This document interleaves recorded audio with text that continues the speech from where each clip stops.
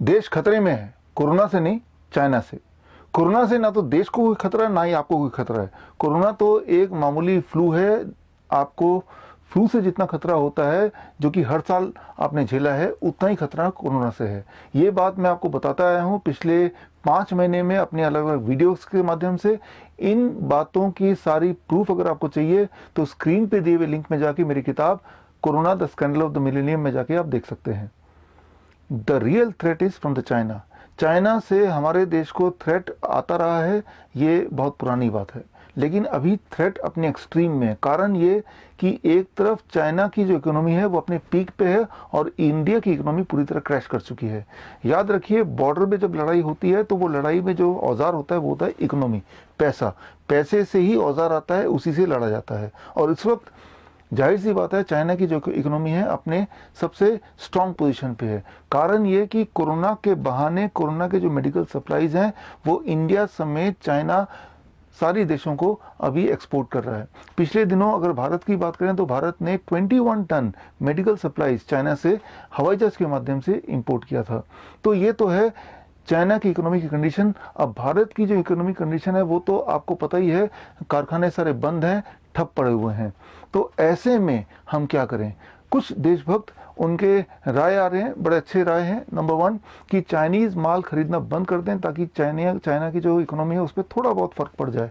देखिए, मुझे पूरा यकीन है कम से कम 60-70 करोड़ भारतीय ऐसे हैं जो चाइना का माल बिल्कुल नहीं खरीदेंगे। अगर आपको यकीन नहीं आता तो आप CMIE, centre for monitoring of Indian economics के साइट में जाके देखेंगे तो आप हैरान हो जाएंगे, बल्कि एक भयानक स्थिति दिखेगी। और वो ये कि इस वक्त इंडिया का जो अनएम्प्लॉयमेंट रेट है वो रॉक बॉटम पे है, यानी कि 27%, यानी कि 27%। एक बहुत ही भयानक पिक्चर है। बोलने का मतलब, इसे अगर हम ट्रांसलेट करते हैं इनटू नंबर ऑफ पीपल, तो इस वक्त देश में करीब 60 करोड़ लोग ऐसे हैं जिनको ये नहीं पता कि अगले हफ्ते का जो खाना है उसके लिए पैसा कहां से आएगा। तो ऐसे में वो चाइना का माल तो क्या, वो कहीं का माल खरीदने लायक ही नहीं है। तो इसलिए इस बात से आप निश्चिंत हो जाइए कि देश चाइना का माल खरीदेगा, वो नहीं खरीदेगा, पैसे है नहीं। एक सेशन और आ रहा है कि चाइना के जितने भी ऐप हैं, टिकटॉक वगैरह, ये सब डिलीट कर दें। बिल्कुल डिलीट कर दीजिए। डिलीट करने से थोड़ा बहुत फर्क पड़ जाना चाहिए। और अगर आप चाइना का सारा ऐप डिलीट करना चाहते हैं तो स्क्रीन पे दिए हुए जितने सारे ऐप आप देख रहे हैं वो सारे ऐप भी आप डिलीट कर दीजिए। आप बोलेंगे ये तो सारे भारतीय ऐप हैं, फ्लिपकार्ट है, स्नैपडील है, पेटीएम है, ओयो है, ओला है, बाइजूस हैं, ये सारे दिखने में भारतीय ऐप हैं, लेकिन इसके जो तार हैं, इसके जो इन्वेस्टर्स हैं, इनके जो शेयर होल्डर हैं, मेजर शेयर होल्डर, वो तो सारे चाइनीज ही हैं। तो जब भी आप इनमें से भी कोई ऐप यूज करेंगे तो उसका भी एक कंट्रीब्यूशन, एक पैसा चाइना को जा रहा है। तो सही मायने में अगर आप सारे चाइनीज ऐप हटाना चाहते हैं तो ये सारे ऐप, या फिर मोटा मोटी बात करें तो जितने भी भारतीय ऐप हैं उसमें 99% ऐप सारे डिलीट कर देंगे तो ही माना जाएगा कि आपने चाइनीज सारे ऐप डिलीट कर दिए। किसी देश को कमजोर करने का तरीका दो है। एक तो ये कि उसकी इकोनॉमी को कमजोर करने की कोशिश की जाए, और दूसरा कि अपनी इकोनॉमी को बूस्ट करें। अपनी इकोनॉमी, अगर भारत की इकोनॉमी की बात करें, बूस्ट करने के लिए एक लॉन्ग टर्म प्लान ये हो सकता है कि इसी वक्त सारे कारखाने दोबारा चालू कर दिए जाए, जो कि होता हुआ दिख नहीं रहा। दूसरा एक और तरीका, अगर ये जिद पे अड़ी गए कि फैक्ट्रियां बंद करके ही दम लेंगे, और जब तक कि वो फैक्ट्री अपने आप ही जंग ना पड़ जाए, दोबारा खुलने लायक ही ना रह जाए, जैसा कि बहुत सारे फैक्ट्रीज में ऑलरेडी हो भी चुका है, तो इस फिर भी इकोनॉमी को बूस्ट करने का एक गोल्डन चांस हमारे पास है। उसके लिए मैं एक उदाहरण लेता हूं समझाने के लिए। 20 अप्रैल, याद रखिएगा डेट, 20 अप्रैल की बात है। माडागास्कर, जो कि बहुत ही गरीब देश है, अफ्रीका का छोटा सा गरीब देश, वहाँ पे उनका जो ट्रेडिशनल सिस्टम ऑफ मेडिसिन है उसके माध्यम से 2 कोरोना पेशेंट को ठीक किया गया, 2, ओनली 2। और उसके बेसिस पे ही उन्होंने लॉन्च कर दिया 20 अप्रैल को।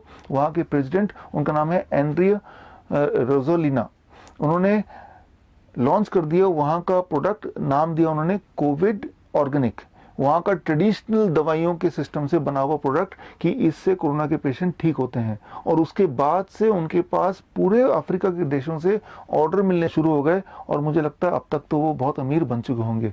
मतलब ये कि देश का जो राष्ट्रपति वो खुद ही अपने ट्रेडिशनल सिस्टम का ब्रांड एम्बेसडर बन गया, अपना मार्केटिंग एग्जीक्यूटिव बन गया। जहां भी वो जाते, किसी भी प्रेस कॉन्फ्रेंस में, इंटरनेशनल मीट में, अपना वो प्रोडक्ट लेके जाते, और जिससे देश को बहुत फायदा भी हुआ। एक गरीब माडागास्कर जैसे देश को।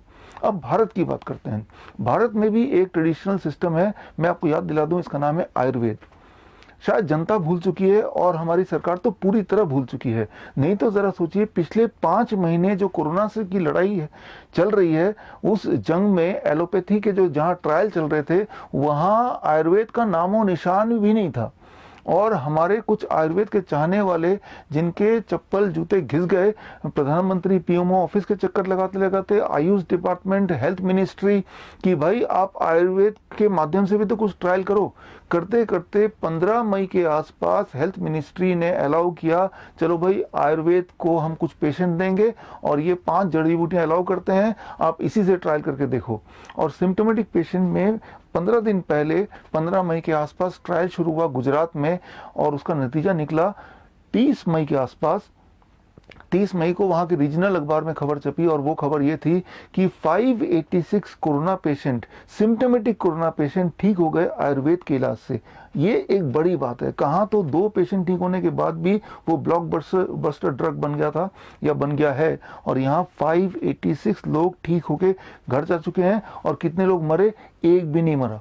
So that is a big news. लेकिन अब सामने नतीजा है कि इतना बड़ा न्यूज होने के बावजूद भी आई एम श्योर कि आप में से एक शायद ही किसी को पता चला हो, मानो ऐसे कि कोई षड्यंत्र के तहत इस न्यूज को दबाया गया हो, छुपाया गया हो। कहीं ऐसा ना हो किसी को पता चल जाए कि एक मेथड आ गया, एक फॉर्मूला आ गया जिसके माध्यम से, आयुर्वेद के माध्यम से लोगों को ठीक किया जा सके। सो अब वो लोग जो आयुर्वेद के स्तंभ माने जाते हैं, वो लोग जो आयुर्वेद के प्रमोटर्स हैं, वो लोगों को भी आइडिया नहीं आ रहा। उनमें से एक नाम मैं लूंगा आज, जिनका नाम है आचार्य मनीष जी, जो फरवरी महीने से ही लगातार Ayush department, health ministry, PMO office के चक्कर लगा रहे हैं कि किसी भी तरह से आयुर्वेद को रिकॉग्नाइज किया जाए कोरोना के ट्रीटमेंट में। अब जब ये रिकॉग्नाइजेशन मिल गया है, अब वो भी शांत बैठे हुए हैं, जैसे कि उन्होंने कुछ देखा नहीं, कुछ सुनाई नहीं दे रहा, कुछ पढ़ा नहीं, कुछ पता नहीं चल रहा। इस तरह का बिहेवियर उनका भी है। और साथ में बड़े बड़े जो दिग्गज हैं, रामदेव हैं, श्री रविशंकर है, जिन्होंने अपना ब्रांड वैल्यू ही आयुर्वेद के आधार पर बनाया है, वो भी कहीं गुमसुम है, कहीं चुपचाप बैठे किसी कोने में।